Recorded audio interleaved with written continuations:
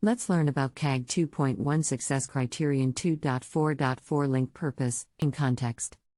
This criterion requires that links have a descriptive and meaningful purpose that is clear from the link text alone or in conjunction with its surrounding context.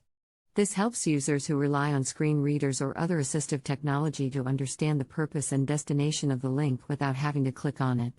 To implement Success Criterion 2.4.4 in code, here are some examples of best practices. Use descriptive link text. Link text should be descriptive and clearly indicate the purpose and destination of the link.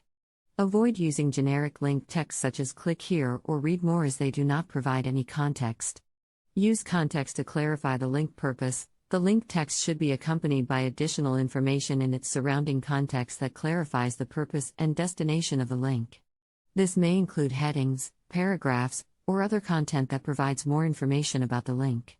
Use the title attribute. The title attribute can be used to provide additional information about the purpose and destination of the link.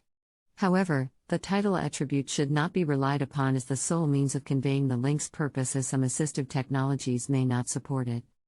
Here's an example of how to implement Success Criterion 2.4.4 in HTML. In this example, links are used for navigation and contact information. The link text is descriptive and clearly indicates the purpose and destination of the link, and is accompanied by additional information in its surrounding context. The title attribute is not used in this example, as the link text and surrounding context provide sufficient information about the link's purpose and destination.